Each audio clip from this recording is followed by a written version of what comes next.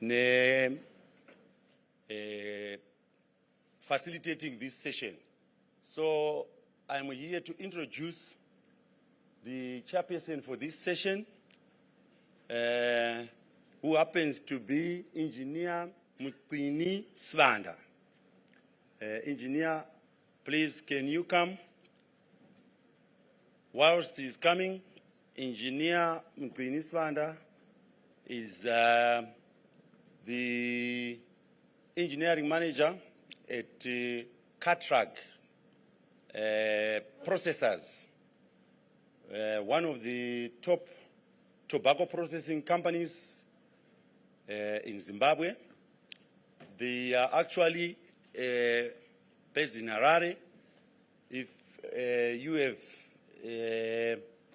been in Harare, somewhere near the GMB, Aspindo area, there is a big structure that took off, I think, within the whole last year and this year.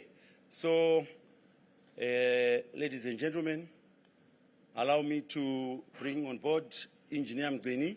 Engineer, please, he is going to introduce the team that we are going to be working with. I know the period that we are faced. Remember, we are just coming from feeding. The temperatures are high. Possibly, some aeroplanes are going to start taking off. I always encourage people, the minute you start struggling, just look around and just see the other person also struggling. I think you straight away enjoy and become very alert. Over to you, Engineer. Thank you. Afternoon, everyone. I hope we have been well fed. Sisutile sonke, takuta. So I'm expecting a very lively afternoon session because our topic will be very hot. AI and ML. These are the buzzwords that we are always saying whenever we want to feel that we know. So today is the time to discuss and dive in deeper and understand AI and ML. Without taking much of your time, I would like to introduce our first speaker on artificial intelligence and machine learning, application in occupational safety and health. He is none other than Mr. Farai Matambo, Group Chief Executive, Delta Corporation Limited. Over to you, sir. Let's keep hands while this is coming.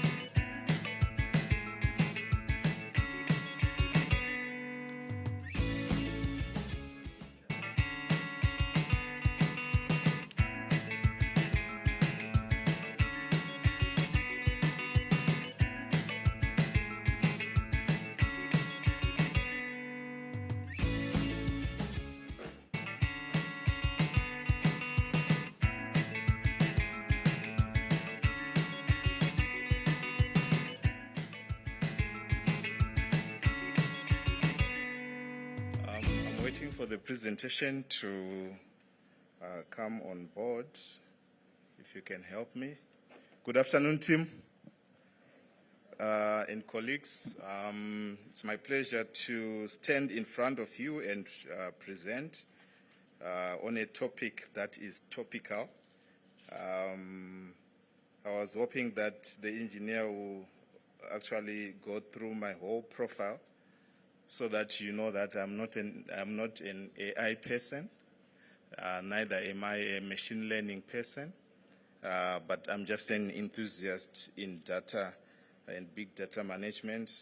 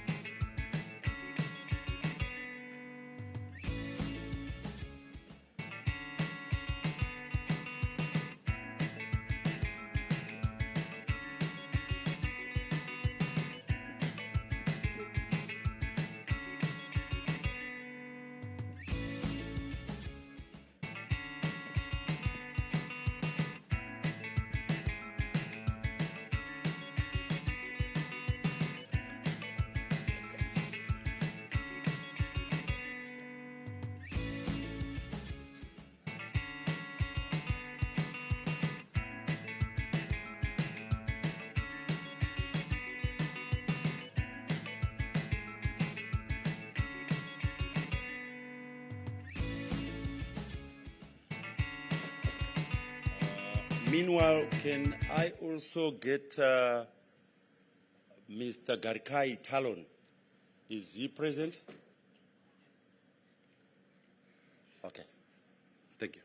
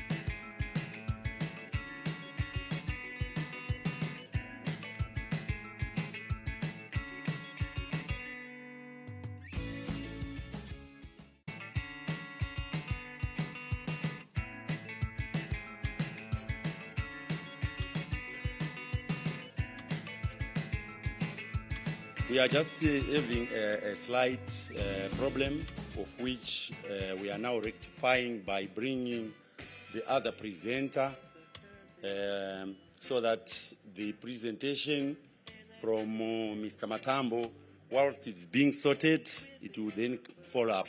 So allow me, ladies and gentlemen, to bring on board Mr. Garikai Talon, so that we don't lose much of the time that we have already lost.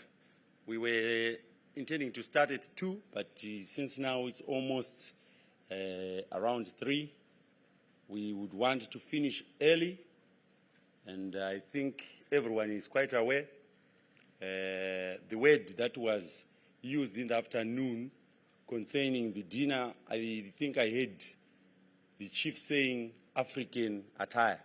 But there was somebody where I was sitting who also argued that if it becomes African, there are some people who may not necessarily, but if you use the word traditional attire, I think maybe that will allow all of us to find something. But I know there are some amongst us who can choose to ignore this. No, you are not going to be blamed, but to avoid photos being taken around near you.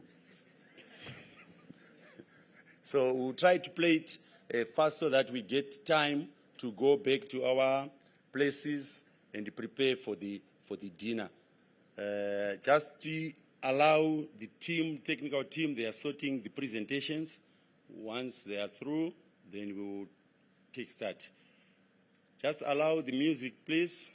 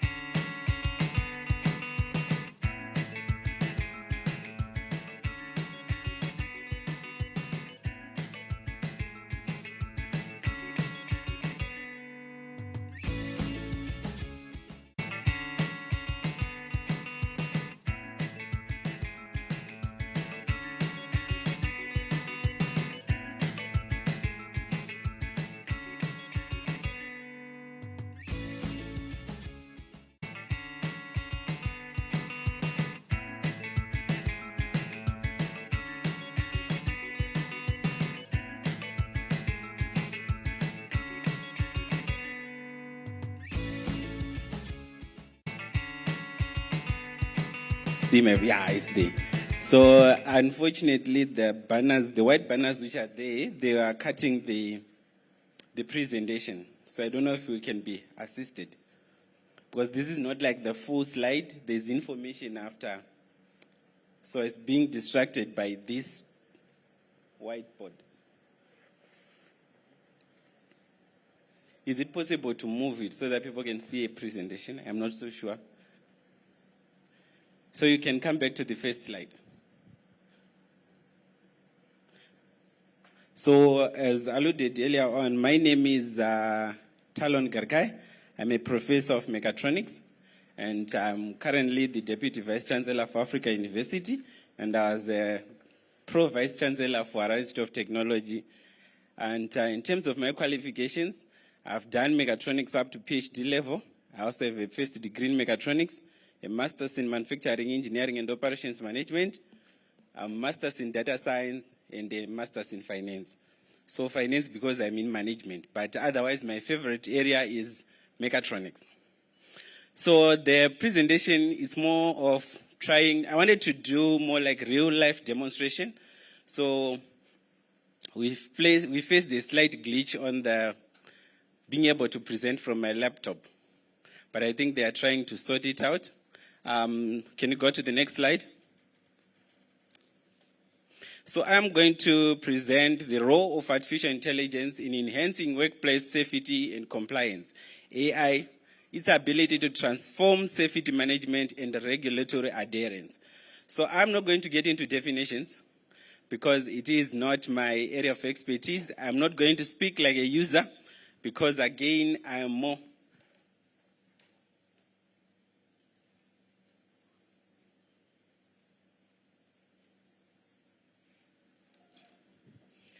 Next slide.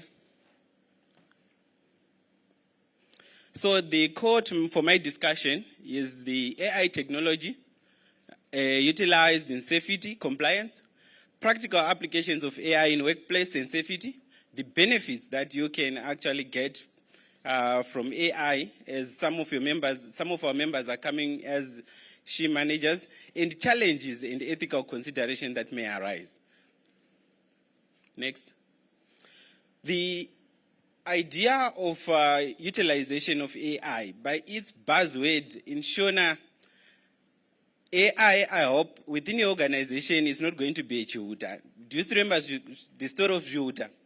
Where it becomes a buzz, AIDS, chi, we ate, but still we remain positive. So with AI, if you are not careful as an organization, you are going to invest not just your time, but also your financial resources in some of these technologies that may fail to transform your organization. Adoption of AI is only recommended if there are areas of improvement. So if you look at it, we have our ERPs already, we've got SAP, SAP, we've got all those other areas, and we've got in-house softwares and Excel sheets and dashboards, pivot tables that have been generated and the organization is currently using.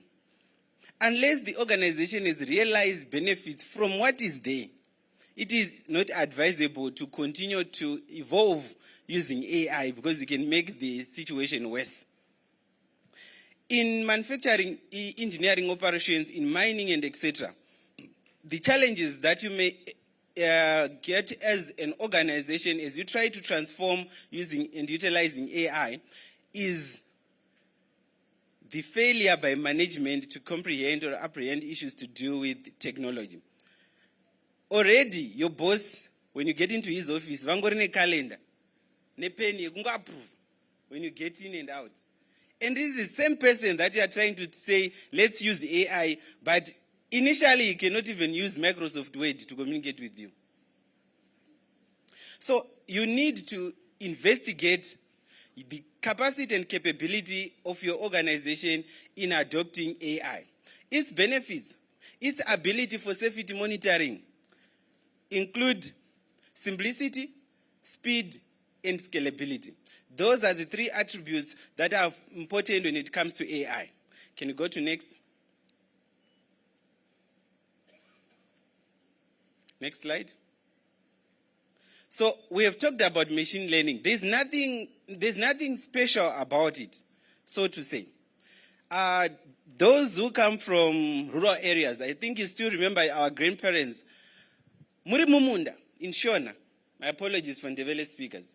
But while you're in the fields, while you're farming, Uri Mumunda, unonzwa gogo vachiti, kupisa kwa kuri kuita zara nasi. Kamhepo kariko zara nasi, kuchanaya. So that technology is what we call fuzzy logic. Ability of a machine to reason with imprecise and partial data. So it is those specifications which we call linguistic variables, such as the speed of wind, the temperature. It's what? It's either 0 or 1. So those are some of the attributes that I can safely say are what we then call fuzzy logic. So the difference now between artificial intelligence and what you can easily call machine learning, because machine learning, it is then the intelligence that is embedded on machine.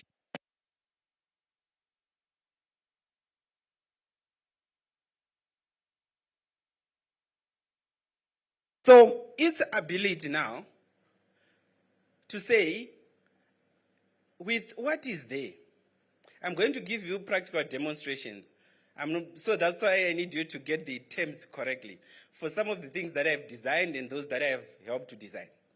So you can safely say, remember in maintenance, we've got what we call predictive maintenance, where you can actually say with these results from a vibration sensor, this machine is going to fail in 2 hours. You are predicting. Is it not better to have machines and cameras that are able to predict it, to say, the way you have laid this cable, in safety, I remember at Kagi, we used to call it near miss ukagumburwa. And it's a near miss. So they regarded how many near misses did we have this year?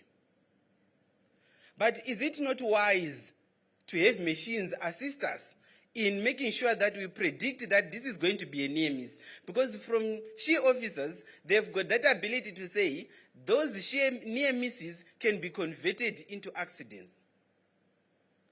So they say usually 10% can end up being real issues. So the ability to analyze data, we all heard it before. But now the ability of automated data analytics is what is coming into play. Risk prediction. So with machine learning, remember when we are a sheer officer, I remember when I was at Ford Motors, we were 26 companies inside Ford were manufacturing these Ford Rangers, Silverton, Pretoria. And the Ford itself as an organization, it never subcontracted safety issues. But we were 26 companies. Our company was focusing on quality issues with regards to painting and also painting robotics. So at the end of the day, we were not able to use historical information to say, with what is happening in the processes, we can predict that this is going to occur. So the data analysis is not just presenting information, is having the ability to have AI agents that can help you to come up with what you call an informed decision. So there's a difference between a decision and an informed decision. Muchivanu, when you say something, they will say, kupi. They say what Ziva say. So they are questioning whether is this a decision or an informed decision. Then we have got proactive interventions. That means it helps you to prevent incidents through proactive risk management. I heard about risky bow tie is something which was being explained in the morning. Unfortunately, I'm not from safety, but I was really enjoying the first presentation. Can you go to the next slide? Then we've got what we call natural language processing. Remember, you have got a policy. So sometimes you ask yourself, how can I use AI? So currently you've got ChatGPT, you've got DeepSeek, Grok, and etc. So the disadvantage they have is they are searching the web for information. So the role of AI engineers and other universities that are now, for us, we offer a degree in AI. So is the ability to say, I have a whole policy document. I'm going to use my presenter's company as an example. I'm coming from Delta. We have got policies and procedures on SHAC. We have policies and procedures on safety, on environment, on quality. But we cannot have a situation where we have to ask someone to say, can you quote section 6, what. So using large language models, you can actually have a customized AI for your own organization, which doesn't have to inquire information from the internet. It deals with your company what? Information. So you can apply AI to say, in the morning as you arrive, and you're having the morning meeting for safety. At Steelmakers, we used to have that. So when you congregate before that, after that prayer for safety teams, there usually been a safety representative. So if you're in process department, someone from safety will come. And they want to talk about safety. Instead of talking to that, you simply deal with your AI, and today we simply want to say safety on handling liquids. According to Delta, not according to world standards, according to our standards. So these large language models have got the ability to do that. So never think that your ability to use ChatGPT, I know AI, no. Until you customize AI to be able to be in a position to resolve issues within your organization using your own organizational information, then your organization is using AI. So when you are asked as an executive, how can I use AI as a tool? Because Copilot is now embedded in Microsoft Word as long as your organization has paid for it. It can correct information, make presentation, and etc. But you have financial statements. And you want to know from these financial statements, where am I going to go as a financial manager? You've got information reports from safety departments. With that information, according to company policies, where can I go? So these are large language models. So these will deal with mostly textual information. You feed it. So it is usually as intelligent as the designer. Are we together? Get me correct there. Know who is going to do your what? Your integration. Because it is going to be as intelligent as the knowledge engineer. Because the knowledge engineer and the subject matter expert, meaning myself as knowledge engineer, and him as the she manager, she group CEO, will sit down and say, you tell me what he wants, I'll code it, you test it, I'll code it, until it is what? It is good. So if we are dull, it will be dull. Are we together? Can we go to the next one? Next slide. So I wanted to do practical applications. I'm not so sure if they are ready. Say, did you manage to get the micro for connecting my laptop? Oh, okay, I'll come in. Can you let me just test if I can show you practically how we are going to move on. But can you go on to the next slide first? So computer vision is my area of specialization. That's what I like. And that's what I wanted to demonstrate first and then show you companies and organizations that I have developed with and how they are using it. So it does automated hazard identification. Unlike sensors, the other sensors, the problem is about the distance, etc. and etc. So I love cameras. So most algorithms that I've developed for computer vision, they are mainly, the reason why I chose computer vision and moving away from other sensors is because its ability to work from a distance. So what I wanted to show you, firstly, is how we managed to say, imagine having a system that is able to detect how one is walking. We call it the guide. Are we together? I've got your dorsiflexion, your plantar flexion, are we together? And in the shop floor at Delta, if you can, there's a gangway, remember? So if you are walking like this, he doesn't have to say he's drunk. Are we together? The system will tell you that that is not his guide. This person is drunk. These are the systems that we have developed. So he doesn't have to be there. It is simply gives him a report to say employee number 661 is drunk today. Because of the what? The way he's walking. Remember, it's not facial recognition. The way you walk is a signature on its own. And imagine having a situation where, as a CEO, He has got the ability to monitor. Remember, I've got that offloading section and loading section. If a crane, a forklift is not used, those guys will be what? Putting up and down items. And you've got a CCTV which is looking in that direction. Each time they are leaving there, you can check for back pain. How are they walking? How many minutes does it take for him to walk upright? Where is it leading as an organization?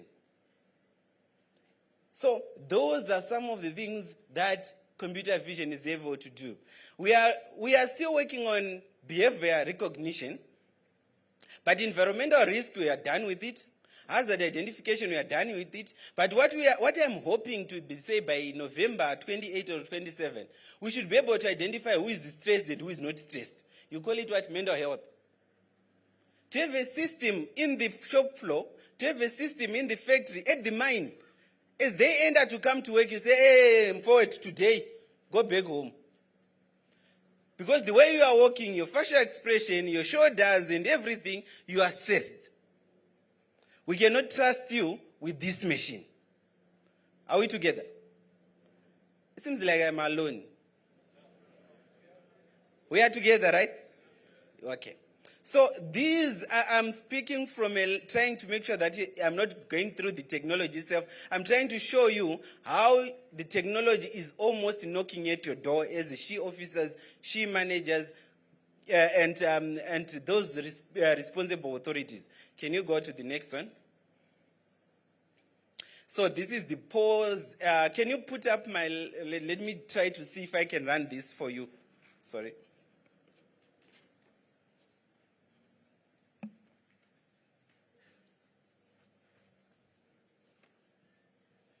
If it fails to connect, then I'll just use some. Where is that HDMI? Can you now put it?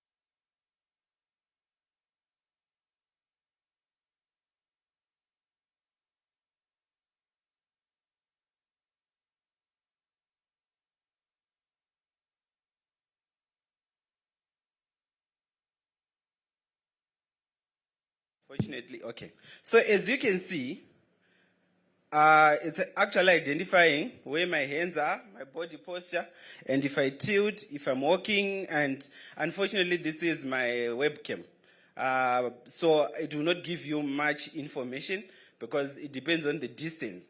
But what I'm trying to say, I'm going to show you next is when we package the algorithm and now being sold in Europe and the companies that are now using some of these algorithms. So this has got the ability to monitor. You see, you can track my hands in real time as quickly as possible.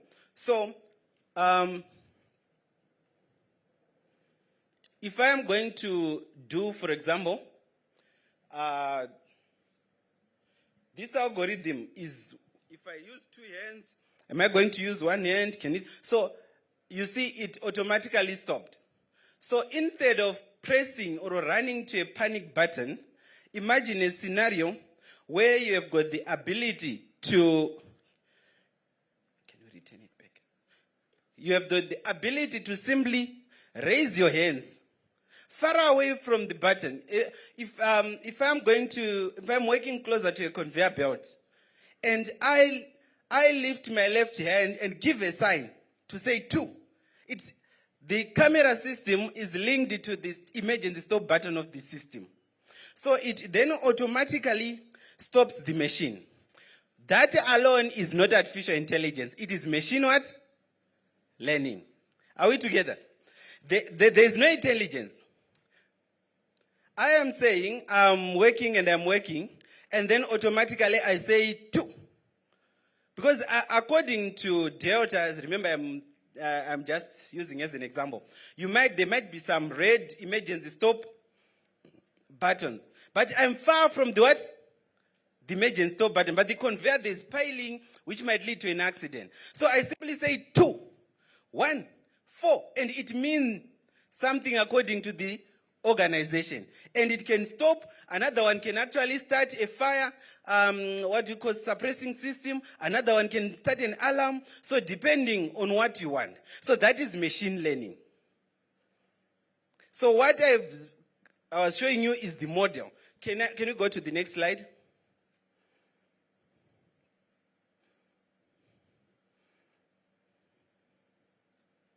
Oh, sorry.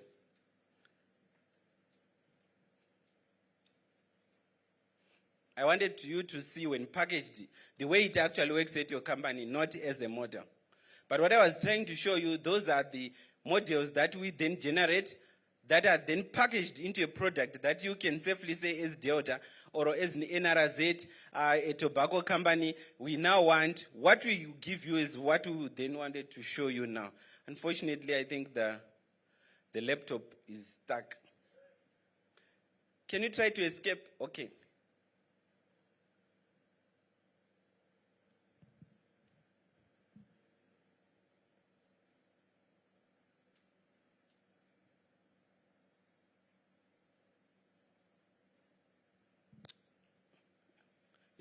It's in the flash drive folder written NASA conference. So what I'm trying to say is we are ready to receive your request at no cost. We will not charge you, but we are ready to show you the power of machine learning and the power of AI. So what they are supposed to show you now is the combined machine learning and AI. How you combine the two algorithms to both produce, to use large language models, artificial neural networks, to use, can you just go next. To be in a position to, yes, go to the next one. Next.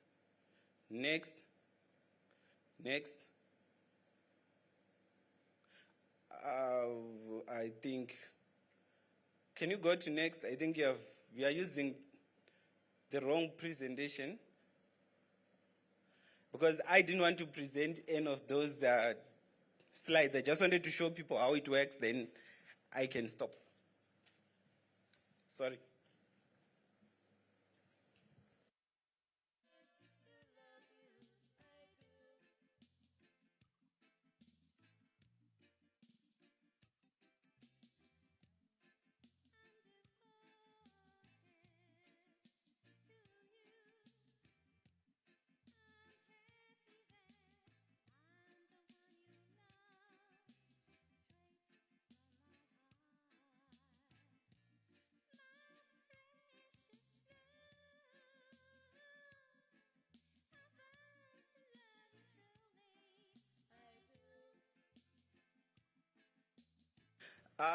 The initial algorithm where I was showing you the human model.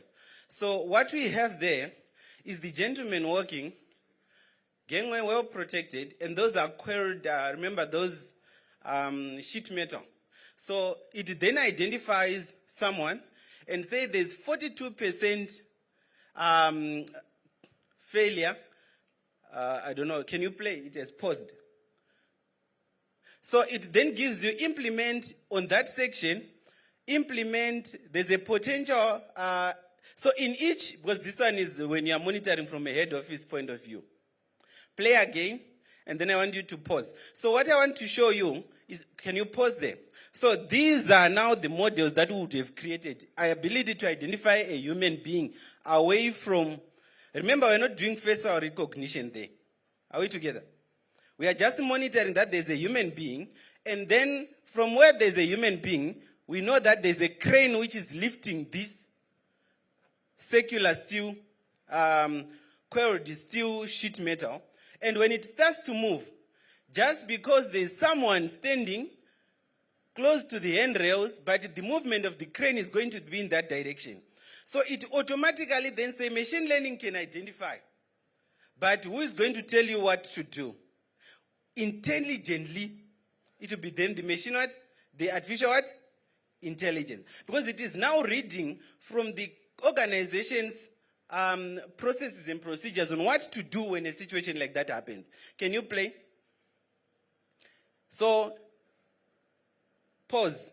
So it then, according to this is like the floor plan of the organization. So it actually is telling you where the potential threat is what? Is coming from. Can you play? It gives you an estimate. Can you pause? Oh, you passed through. So I wanted to show you some informed decision that you can make. It is giving you information, but you are supposed to make the informed what? Decision. So when you say, I want to make sure that, pause, okay, sorry. Play back and pause a little bit, sorry. My presentations from universities tend to take a bit longer. Can you go back?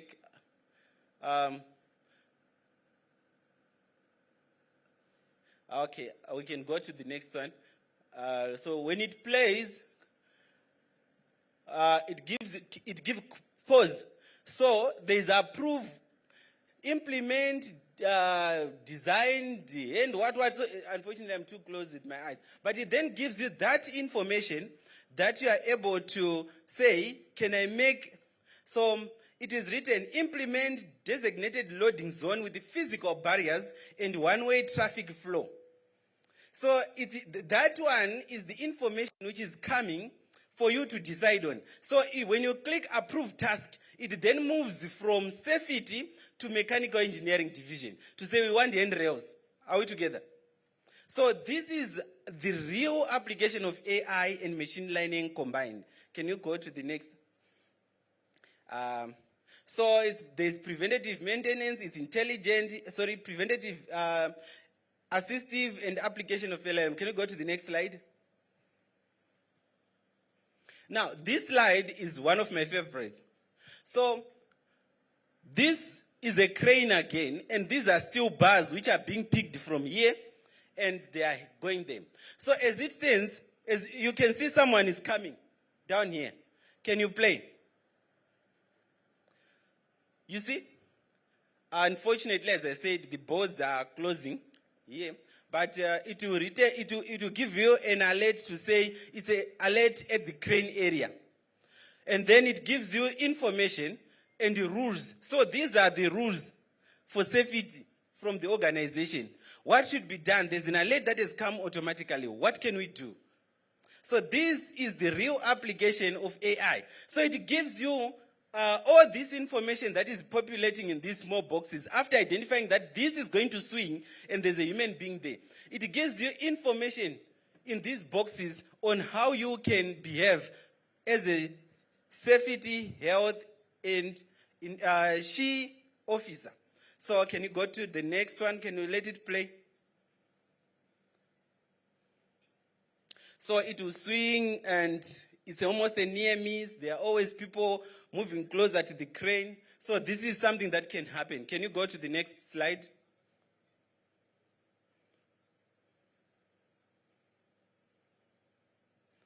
Next slide, if possible.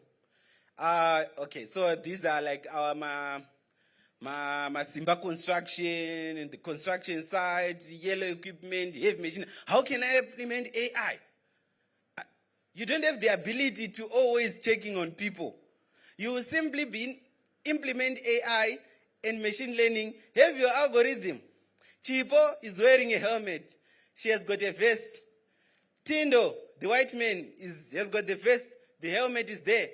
It's automatically when it picks someone with one missing, because we are using an AND logic, you have to have the vest and the helmet. Otherwise, an alarm will come out. So you're not moving around looking at people as a SHE officer. This system, this camera, just monitoring your construction site can actually tell you. This system, just monitoring your mining area can actually give you information. This is AI, ladies and gentlemen. This is machine learning at play. So machine learning algorithms and models are just detecting, and the machine is the camera. And then you need the AI now to give you information for informed decision. Can you go to the next one? So this is in real time. Next slide. So this should be Protea X, the one we implemented with. Can you play that video? Can you put a mic closer to the laptop? We want the audio, please. Is it possible? Because without the audio, there is nothing. But I wanted you to see how now, if you are to ask me, where can I get these systems? This is one of the companies. If you don't want us to develop from scratch, you can buy them from. That is the reason why you are here, and that's the reason for this session. So let me just rush with my mic and just put it on the laptop. Is it possible that way?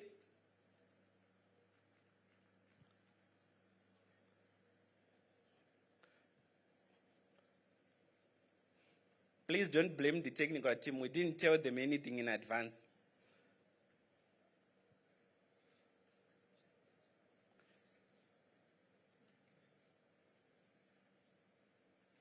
So I want you to listen carefully, because when they say you've been in this session, what can we do? As you go back, don't write a report that there was a professor presenting. Tell them that we want this or we don't want this. Tell them that I can now inform you whether to take this on board or not to take this on board. That's the reason why we are saying this is a commercial presentation.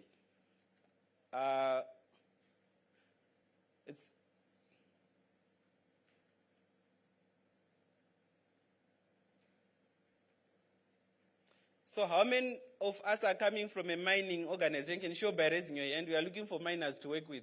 Who are ready to work with us? How many of you would say, I want you to try AI on my organization? We will not charge you.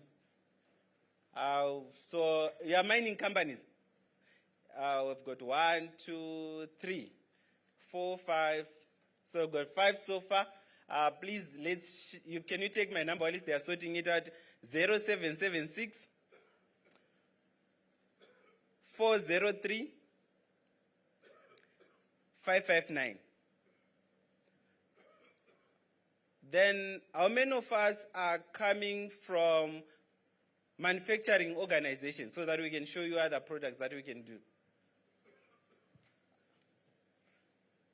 1, 2, 3, 4, 5, 6, 7, 8, 9, 10. I hope you are all coming from one organization here.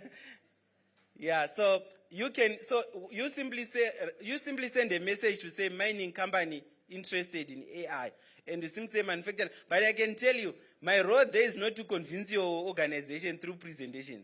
We want an organization that allows us to do what we call proof of concept. We will implement. Together we own the proof of concept, and we go to management and say, these are the results that we have done for 30 days. Can you take this on board? Some of you will do it for free, even after proof of concept. Some of you, like Delta, will want money because we know you are rich.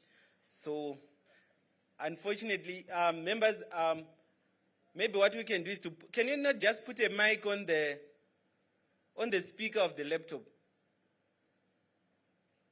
Can you play? Volume?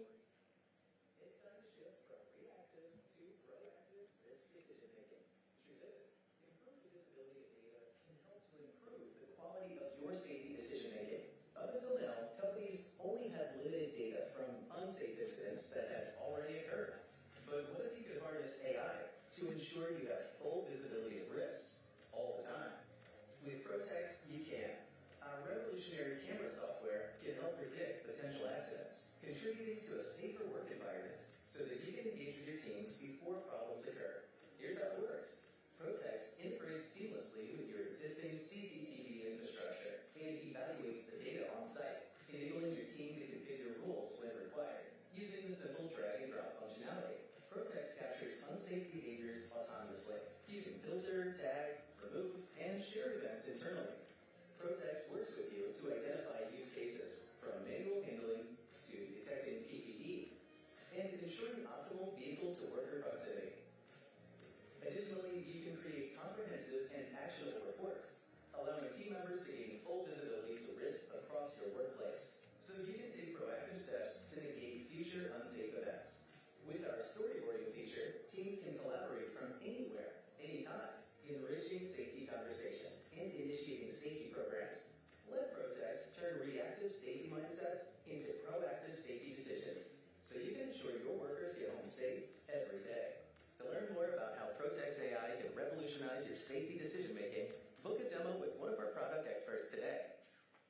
I'm one of them. Anyway, so I think I wanted you to see when it becomes a packaged what? Product. How it works, it's a full system. It's no longer those initial models that I've shown you. Can you go to the last, I think it will be the last slide. Can you go to the next slide? Can you go to the next one? I think this will be covered by him. Next.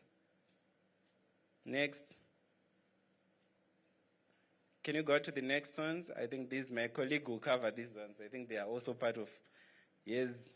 Unfortunately, we didn't share, so we might end up. Can you go to the next one? So, sorry, can you go previous? Can you go back? This is very, very important. Can you go to the previous slide?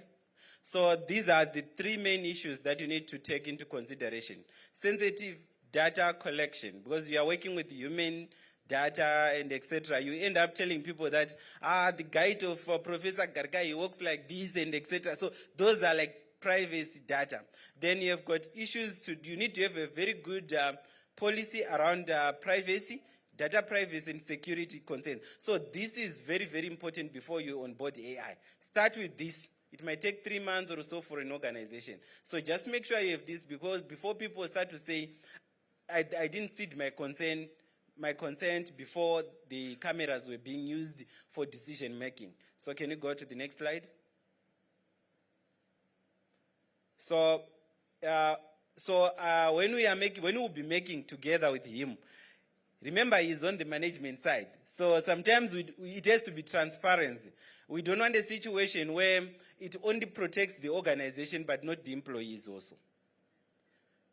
Because if an organization someone is supposed to be carrying crates of Coca-Cola, of Coke, they are supposed to say how many crates, how many, is it supposed to be maximum 4, maximum 2, so that when someone is supposed to carry more than what is expected, the company should be able to punish him, so as to protect him also. Not always looking on the side of the organization only, but also on the employee. So it is supposed to be avoid what we call bias.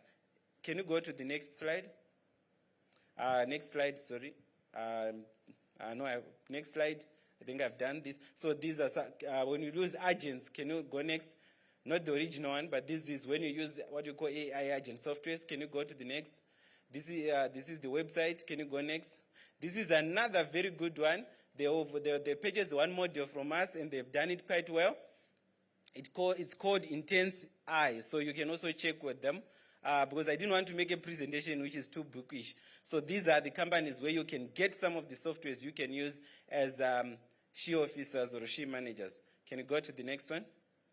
That's my conclusion, and I have nothing much to say except to say, let's practice proactive risk management, increase operational efficiency, and always have ethical considerations when you deal with machine learning and AI.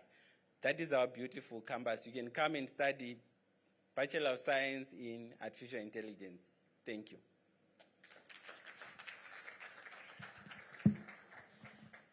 Thank you, Prof. While you were talking, I was busy doing automated risk assessment.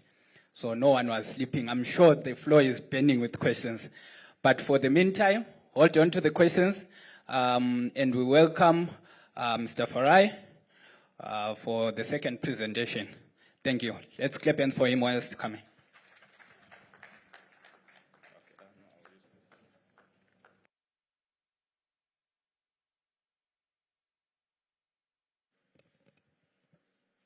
Thank you, engineer.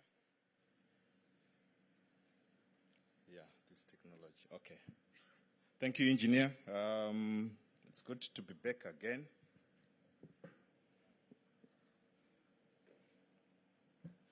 Right. It's always very easy to present after your mentors. Professor, thank you so much. I think you explained a lot of the other issues that I was going to struggle with. And, the good thing about professors is they simplify things. Imagine if it was a doctor here. They would want to show you that they are learned, but professors, they simplify a lot of these things. So what I'm going to do as we wait for that presentation to show, thank you, is just to carry on from what the professor has presented on. and take these issues to market-facing issues in logistics, just to then have a discussion in terms of how you can then predict, accidents in logistics, specifically focusing in South Africa. Why South Africa? I've spent the last of my 2 years in South Africa, so when there was this call for papers, I was just focusing on South Africa. So that's the discussion we will have.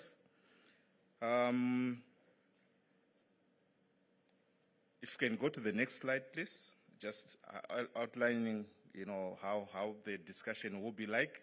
I want to specifically focus. If you go through your programs, you see that there is a company called Imperial Logistics. But in addition to that, we're also going to be talking to SPAR Group, South Africa, and see how they've, embedded these technologies in terms of their logistics industry and business, and what has been the impact. As we go to the next slide.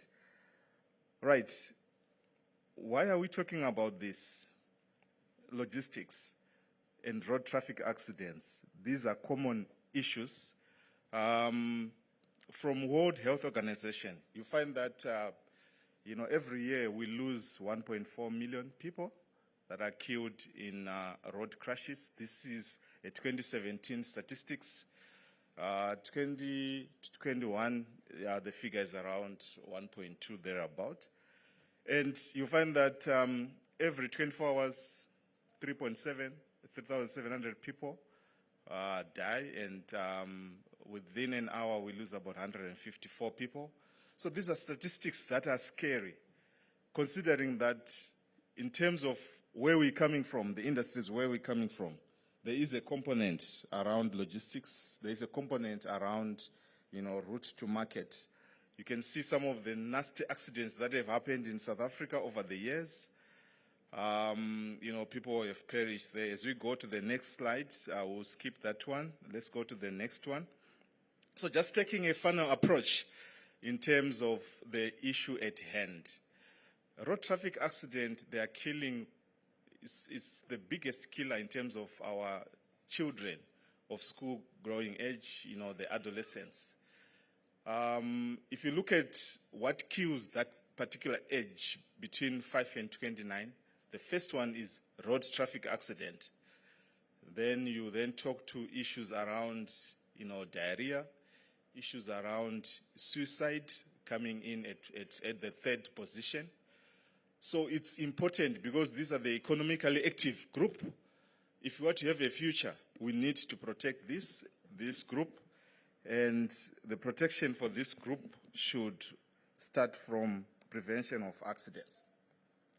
Going down into Africa, you find that we continue to receive significant fatalities in the roads as well. 19.5 deaths per 100,000 population, which ranks amongst the highest if you compare all the continents. We narrow down into South Africa. South Africa has got very good roads. It's got some bad roads. But in terms of issues around road traffic accidents, you find that South Africa ranks as one of the highest. Mainly around human behavior. Hence the need to talk about this in terms of how do we then predict and prevent, as what the professor had mentioned. The UN, through the Declaration for Action on Road Safety, have got that 10-year plan that pushes to reduce the number of road traffic accidents and fatality by 50%, with special focus on issues around, safe roads, around safe vehicles, post-crash response, what do we do in the event of a crash? And also, it's important to note that road traffic accidents is now considered as a public health issue, because the issues don't end at the crash site. They extend to, the clinics and hospitals where we need to take our people to. as well as the cost, that affects the gross domestic product of that takes a lot of money out of our countries. As we go to the next slide, this is the slide that tells you that South Africa is ranked as the second world's most dangerous roads. Yes, there are good roads, but there are a lot of factors there that affect us. They've got about 750,000 kilometers of road network, and it's ranked as the 10th largest. Zimbabwe ranked 54th largest with around 74,000 kilometers of road network. There are issues around speeding. From statistics, you find that in 2023, just looking at the records around fines, more than 40% of drivers, were exceeding the maximum speed limit.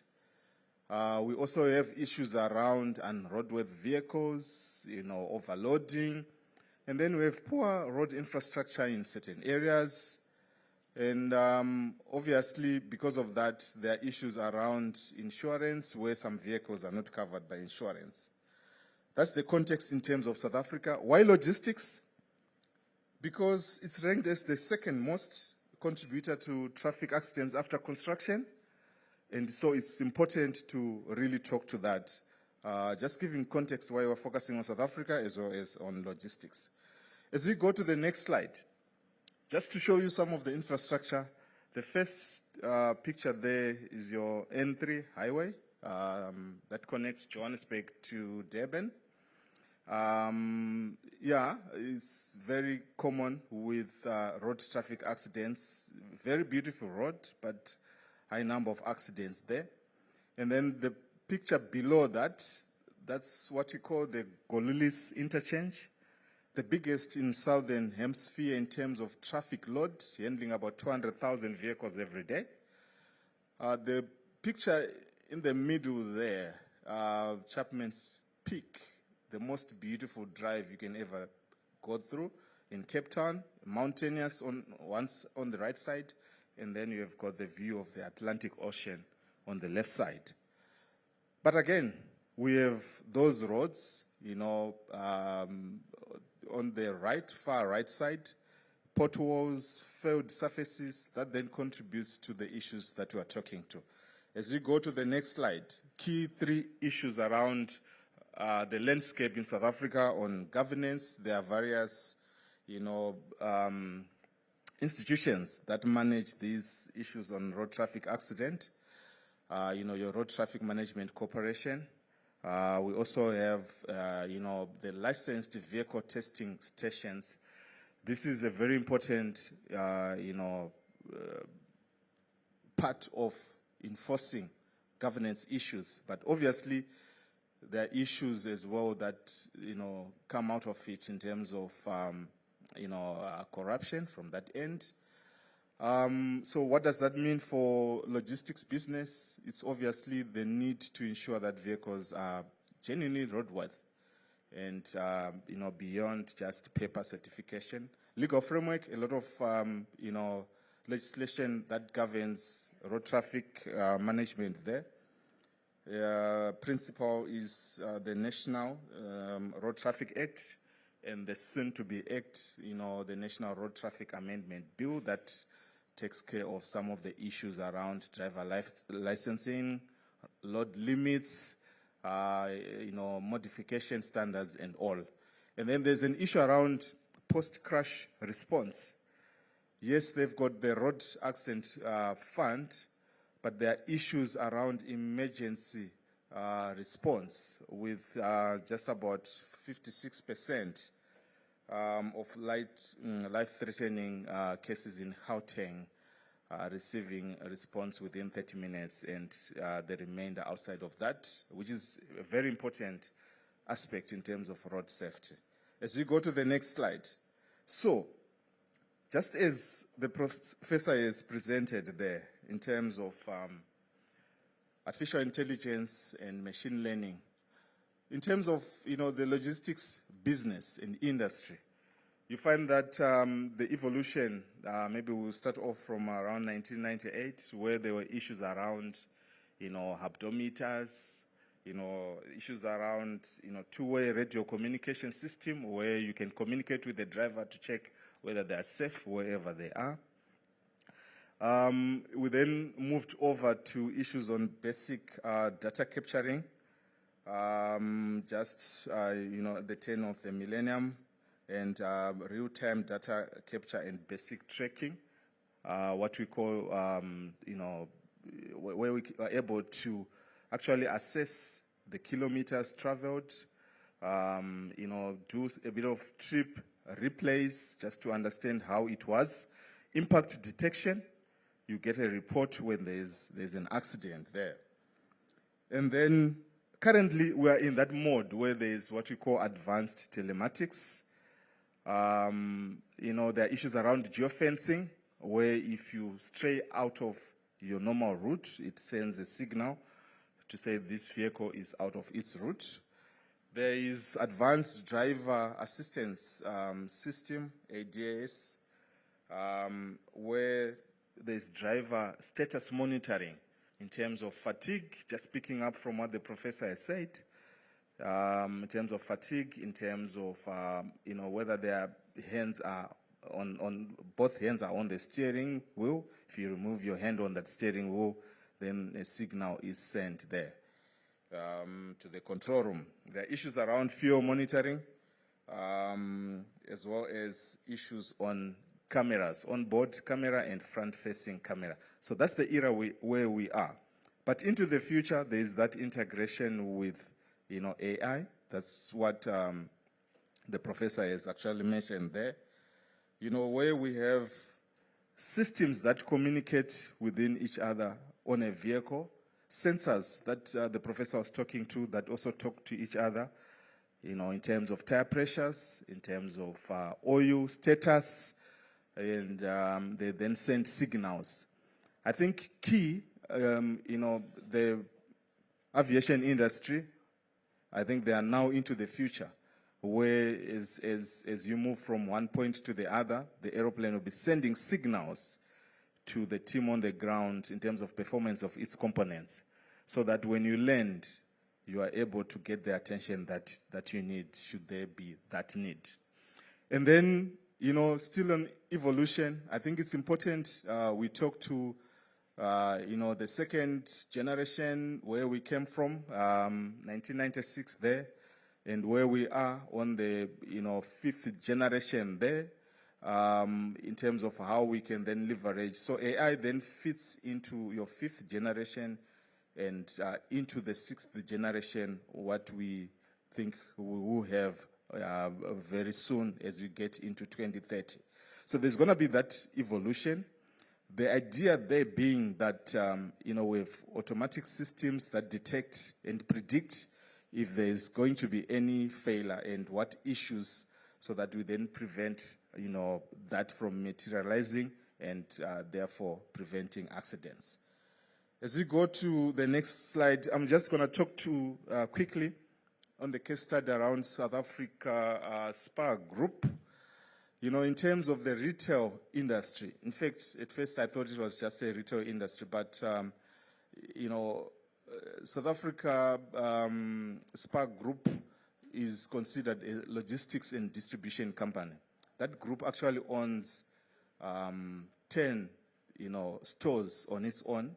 The other, 1,084, they are not their own. Their business is mainly to distribute. And these are the teams that are dealing with perishables, fast-moving consumer goods that needs to be where they're supposed to be in real time. So accidents then, therefore, plays a key role, and they've put in measures to make sure that they manage that. And this is a top company, ranked within the top 160 on the Johannesburg Stock Exchange, with a fleet of more than 344 trucks and 400 trailers in South Africa, covering just around 34 million kilometers per year, and employing 65,000 employees. Just to put that into context, with other players, your Pick n Pays, with half the number of stores that are under the Spar Group brand. The Boxer Group and ShopRite combined as well, just around half of that. So, what have they done? As we go to the next slide, they have got their headquarters in KwaZulu-Natal, where they, do most of their distribution from. And, they've adopted, a system by a company called Mix by Powerfleet, Fleet Management. This was to, standardize vehicle tracking and reporting across its group. And they've recorded significant reduction in speeding and excessive idling. That results in wear and tear, massive wear and tear in terms of engines there. So they're able to pick the problem vehicles. They've also improved fuel efficiency and cost savings on that front, and enhanced driver performance monitoring.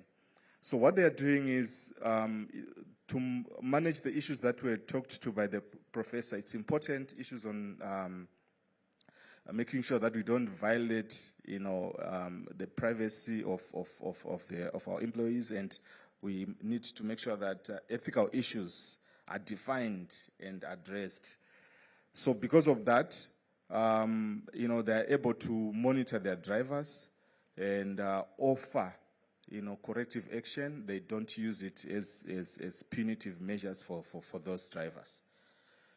If we then go to the next one, this is just talking to the evolution in terms of how and what systems they have implemented, including the ERP, systems that Professor talked about, SAP, and now they are into issues around, the SAP has actually helped them in terms of departure compliance. Remember, it's a FMCG, fast-moving consumer good company. They need to deliver on time, with reduced risks due to misrouting as well as stock issues. They've also introduced what they call the green pilot, the green fleet pilot, where they have 2 or 3 wheelers just to take care of the last mile deliveries. That is the delivery to the actual consumer on the ground. When you do your direct delivery, these are the guys that then take your products to your place of residence. As we go into the next case study, which is the last case study on Imperial Logistics, very big company in terms of logistics there, more than 7,200 transport fleet. And the good thing about them as well is they're part of, a renowned company in DP World. This is a Dubai company owned by the government of Dubai. And because of that, they have managed to leverage on a lot of these technologies in addressing, road traffic accidents across their centers, mainly based in South Africa, but with operations across as well. And as we go to the next slide, you see as well, where they came from with respect to technology.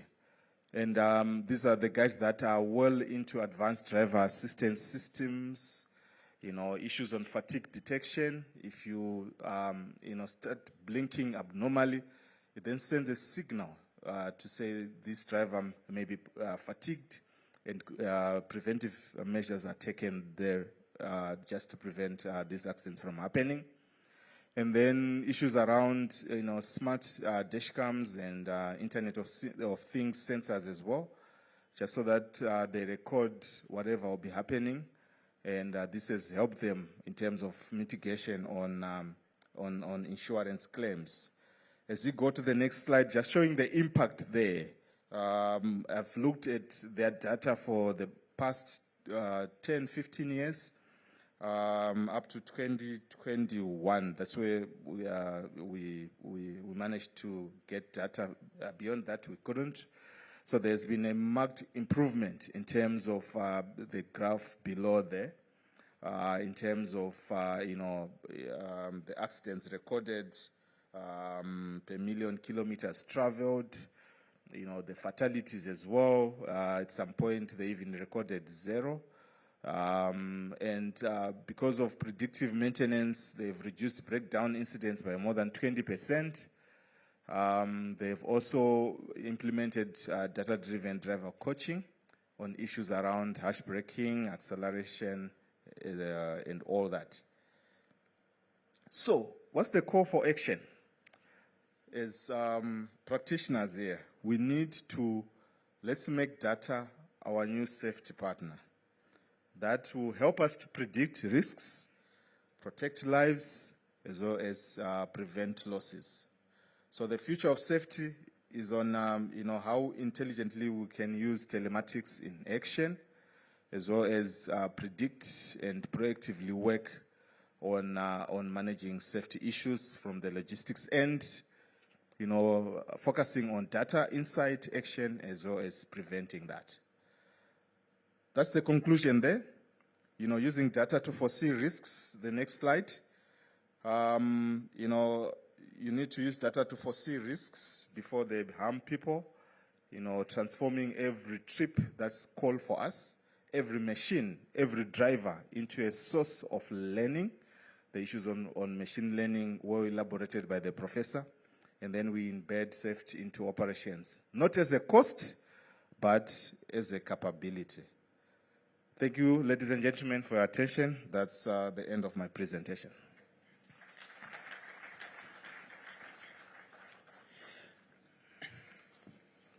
Thank you very much. It's nice to be here, right? So, at this juncture, I would like to open to the floor for questions. All those who had burning questions and who have burning questions, it's time to raise your hands. Are the mics, roving mics? There is one there.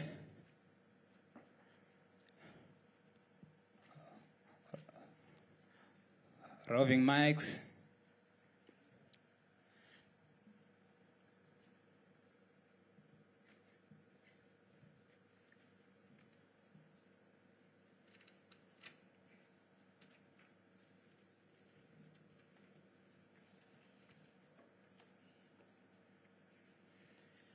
Another end.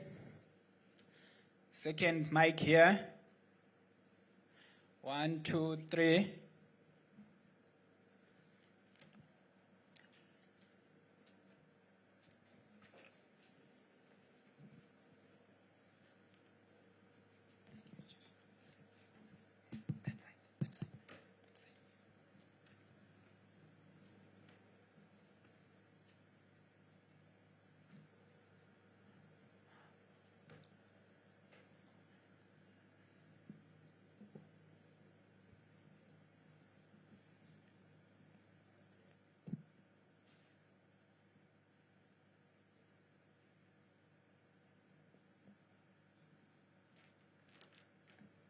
You can use mine.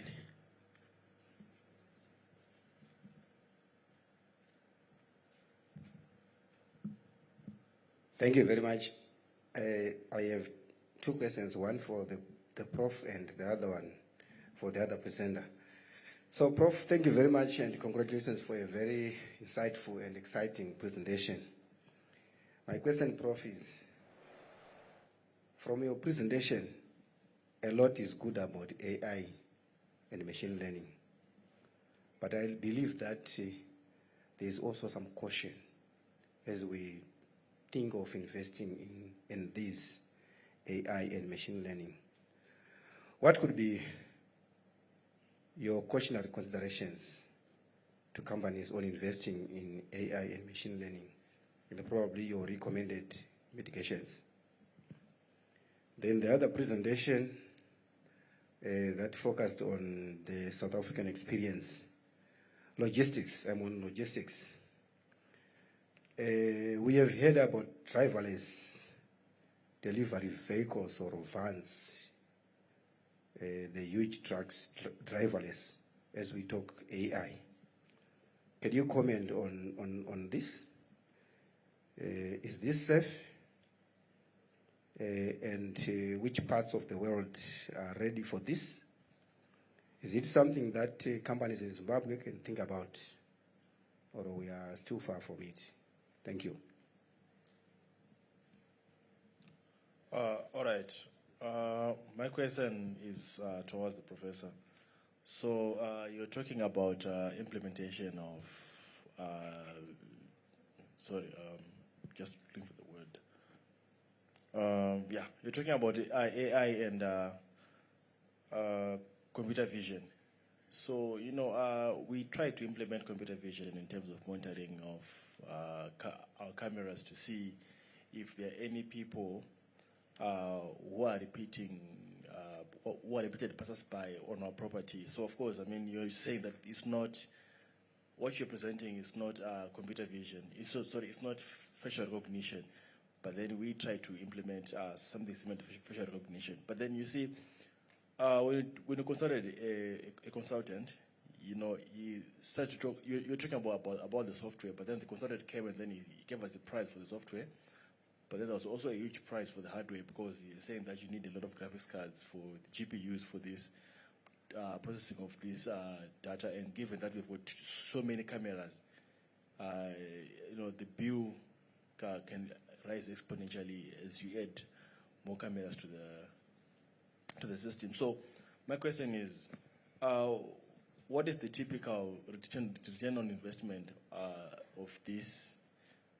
For example, your model that you presented on safety, and we're talking about she, and then, so considering the number of accidents that could have been prevented by your AI model, and then against the cost that the company would have gone through in implementing these AI models. Thank you. Next question. Thank you very much. My question is to the good professor. I wanted to just find out the uptake of AI and machine learning in Zimbabwe. What would you say is the uptake rate? And is Zimbabwe, in terms of infrastructure, ready for AI and machine learning? If there are any examples, living examples of companies in Zimbabwe that have already successfully gone that route, maybe could you please share with us so that we could also have an insight? Thank you. Thank you. I think I will hand over the mic to Farai first. Thank you for that question that said driverless delivery vehicles. Is this safe, and which part of the world are implementing this? Yeah, so obviously there are issues to consider with driverless delivery vehicles that have been topical, you know, over the past months and maybe a year or so. To then say, you know, as we model those vehicles, there may be a point where that vehicle has to choose, you know, if it's going to be involved in an accident, if it's inevitable that it has to be involved in an accident, it has to, maybe if there's an option to choose between two people, one on the left, one on the right, is that model designed to, you know, make the right decision?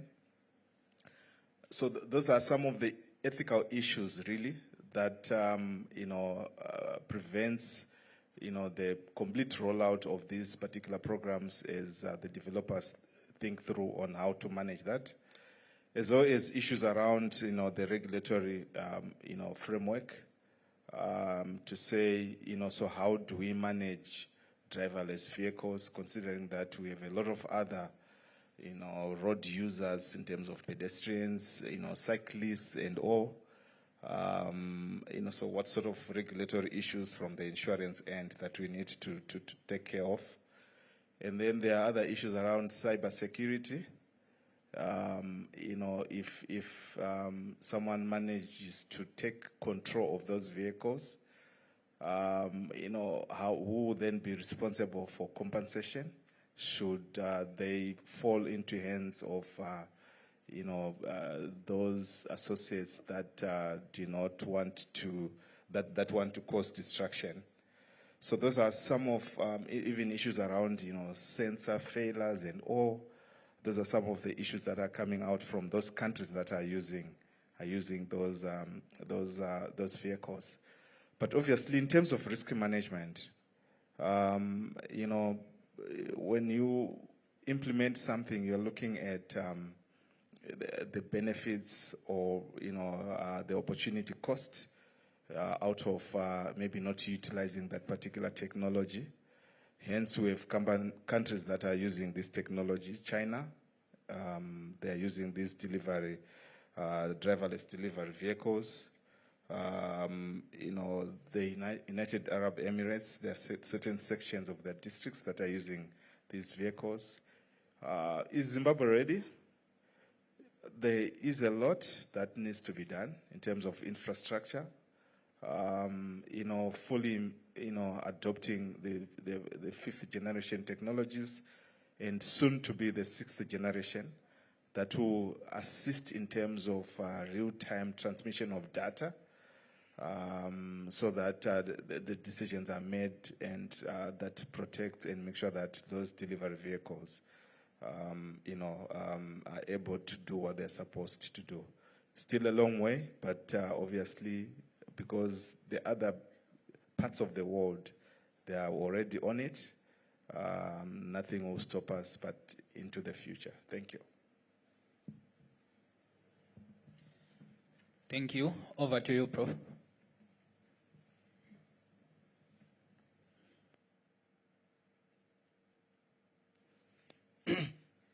Thank you for the questions. I was trying to type them. The first one, I want to say for AI investment, I think during my opening remarks is assess your organization. That is very key because this can get you dismissed from an organization. Try to make sure and check if your organization is ready for AI investment. So at the end of the day, AI will never replace nearly anything. AI does enhance. AI does enhance. It optimizes, it increases efficiency. So there is supposed to be something which is already existing. So for example, if you're a SHE officer, and the role of AI there is simply to enhance the efficiency of that officer. So in terms of return on investment, I can safely say for what I've implemented in terms of industrial AI, here in Zimbabwe I haven't done so. My experience so far has been developing original models that can be modeled into applications, and some of the organizations is those that I've showed you. The first one, the long video, is one that I can assure you that it's not even expensive. The issue of my colleague who said we once implemented CCTV and for security features and etc. That is why I said for you to come up with an AI system, you need your own expert at the organization and a knowledge engineer. The two of them, I'll be asking my group CEO from Delta, what do you want? How do you want this to happen? So the way he characterize, the way he customize and provide specifications is exactly the way I will build it up. Remember, software developers are not designers. So sometimes you say, this kid is very good at coding, but they will be able to code after something that has been what? Has been designed. So I can safely tell you that when it comes to AI investments, you need to have more time to do consultation, because you get something which is expensive, yet you can get something which is affordable. And if an organization, I can give an example. If I am going to go to Delta and then they tell me that our cost in terms of managing SHE related or SHEC related issues or incidents has been like this for the past 10 years. And if I'm going to get there, I'm supposed to propose to say, the system that I'm giving you is going to give you 10% or 20% savings. Without that bottom line, I can tell you no executive will invest just because something looks good.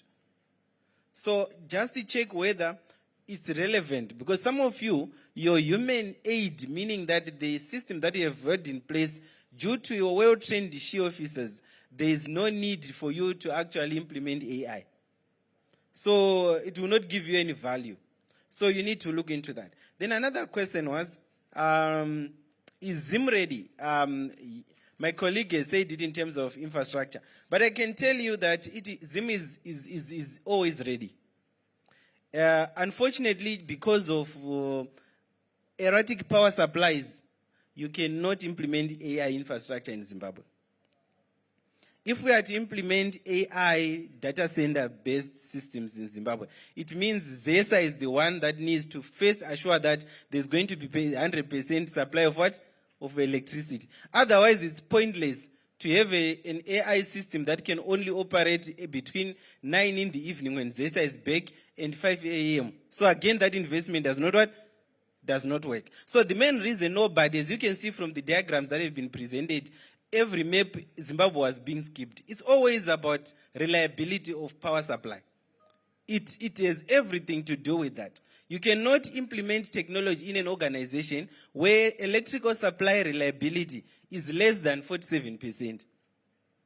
So that again, it means where do you want to start? So in terms of infrastructure, until ZESA has managed to give us assurance of 100% supply, because we cannot run an AI data center 100% on solar, because there are some fans which are inductive loads.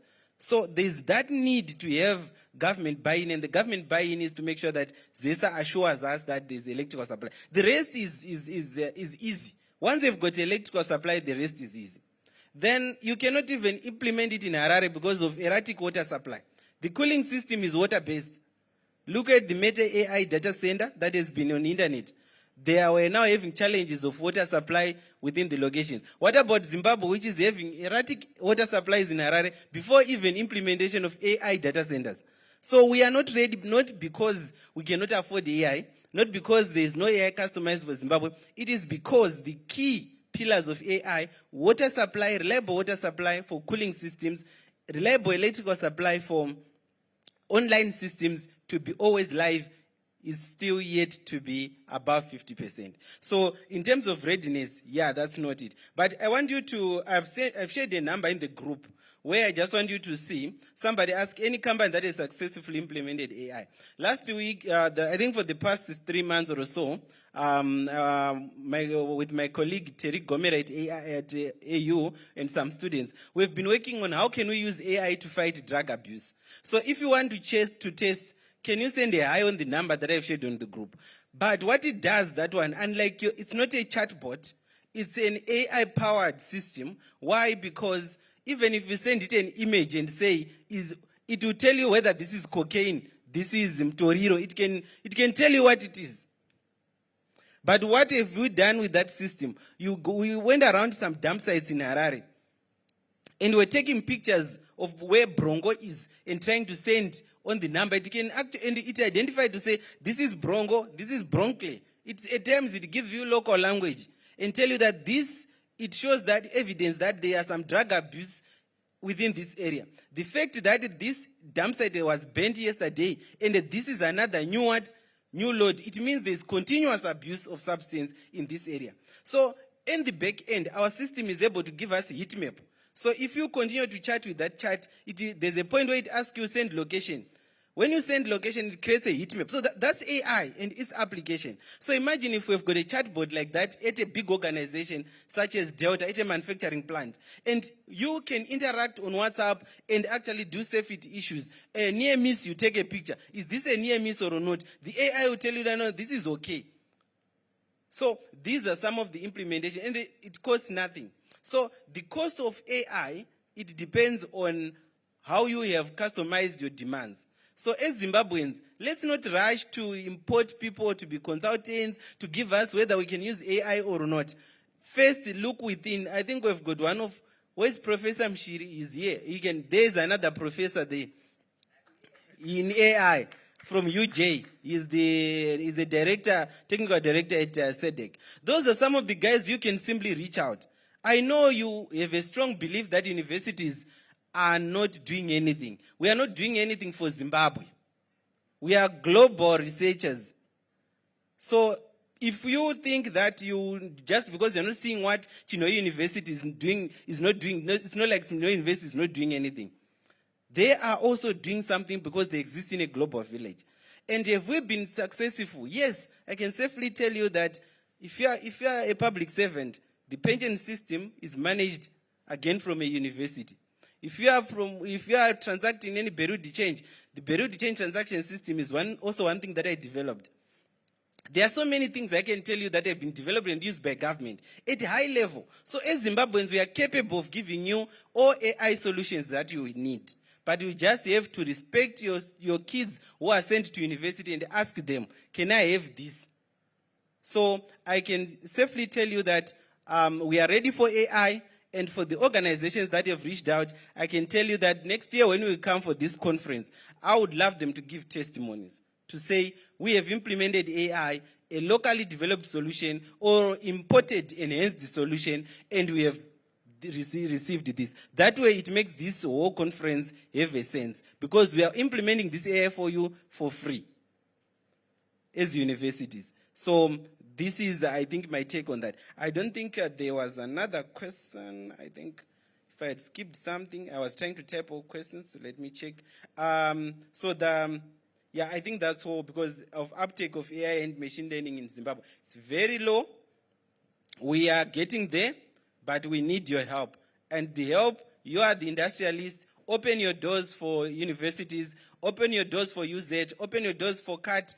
Open your doors for Africa University and any other university that is involved in AI. Reach out to people like Professor Mshiri. Get whatever you want. There are so many professors here in Zimbabwe, doctors, and those who are not professors or doctors, but that have got the capability to help you. Thank you.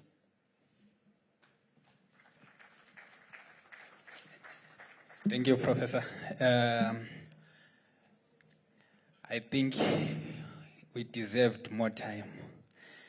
This was the melting pot. At this juncture, I would like to hand over to Inspector Chwanda. You have been a wonderful audience. Thank you so much. Truly, let's give another round of applause. Thank you all. I may now have to speak in a rushed voice. I think we are almost, I've been informed we are one of the groups that are still around. We now need to go and prepare. Ladies and gentlemen, we have engaged you well. You have heard everything. I think we have learned quite a lot. I think as they were speaking, my mind was also getting into this, and I was fascinated. There are a lot of things that we are going to learn from artificial intelligence, and there's a lot that we have also learned that we can put into our normal day-to-day routine work. What I may just wish for you to do, please, let's get back to our places, freshen up, dress up, and come back in good time. The buses that are going to ferry us to the place are going to start taking people by 6. So if you are early, you get the nice places to sit. If you are late, there's always space for you, but you know to enjoy seeing others in front. Please, let's prepare for the dinner. Thank you.